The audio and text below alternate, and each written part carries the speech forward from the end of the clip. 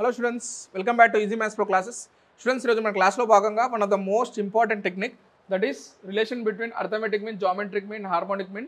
దీనికి సంబంధించిన one of the most important technique మనం చూద్దాము. ఇక్కడ మన క్వశ్చన్లో ఆప్షన్ ఎలిమినేషన్ టెక్నిక్ అనేది చాలా యూజ్ఫుల్ అవుతుంది. అండ్ న్యూమరికల్ వాల్యూస్ 0, -1 అండ్ 1 ఇలాంటి ఆప్షన్స్ ఇచ్చి మనకు కన్ఫ్యూజ్ చేస్తారు. ఇక్కడ లాజిక్ తెలిస్తే మనకి ఈజీగా ఆన్సర్ పెట్టేయచ్చు. అది ఇలా చూద్దాం. ఒకవేళ మన క్వశ్చన్ ఈ ఫార్మాట్లో ఉందనుకోండి, a power n plus 1 plus b power n plus 1 divided by a power n plus b power n that is equal to k. మనం ఒకవేళ అర్థమెటిక్ మీన్ అనుకో, మన a plus b by 2 is equal to k condition check చేస్తే ఒకవేళ answer satisfy అయితే n is equal to 0. ఒకవేళ geometric మీన్లో square root ab చేసేసి is equal to k అయితే మనకు ఆన్సర్ డైరెక్ట్గా n is equal to -1/2. Harmonic మీన్లో మనకి -1 అనేది ఆన్సర్ రావాలంటే n is equal to 2ab by a plus b is equal to k వస్తే మనకు ఆన్సర్ అనేది వస్తుంది. ఇక్కడ మనం క్వశ్చన్ని కంపేర్ చేద్దాం. ఇక్కడ 9 power 4 plus 1 plus 4 power n plus 1 divide by 9 power n plus 4 power n is equal to 6 ఇచ్చాడు.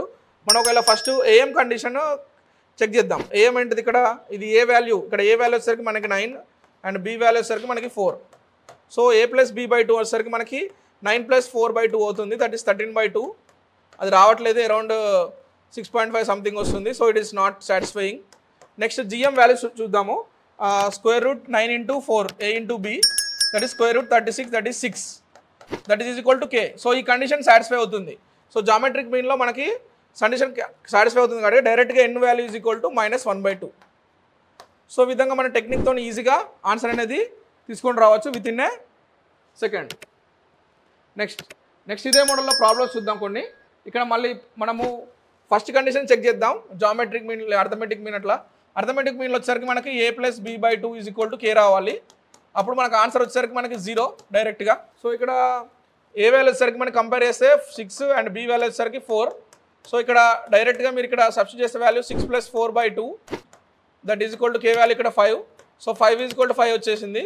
సో ఏం కండిషన్, అర్థమెటిక్ మీన్ కండిషన్ అనేది సాటిస్ఫై అయింది.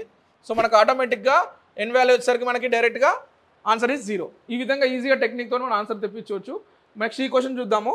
ఇందులో ఫస్ట్ మనం ఏఎం అనేసరికి a ఈజ్ ఈక్వల్ టు మనకి ఇక్కడ 4 అవుతుంది and b is equal to 9. ఇక్కడ 4 plus 9/2 అంటే ఇది సాటిస్ఫై అవ్వట్లేదు బికాస్ 13/2. సో ఏం కాదు. నెక్స్ట్ జిఎంకి స్క్వేర్ రూట్ 4 into 9 వచ్చేసరికి మనకి square root 36 that is equal 6 and మళ్ళీ సాటిస్ఫై అవ్వట్లేదు k వాల్యూకి. సో ఇప్పుడు హార్మోనిక్ మీన్లో చూద్దాం. హార్మోనిక్ మీన్లో మన కండిషన్ ఏముంది, 2ab of a plus b.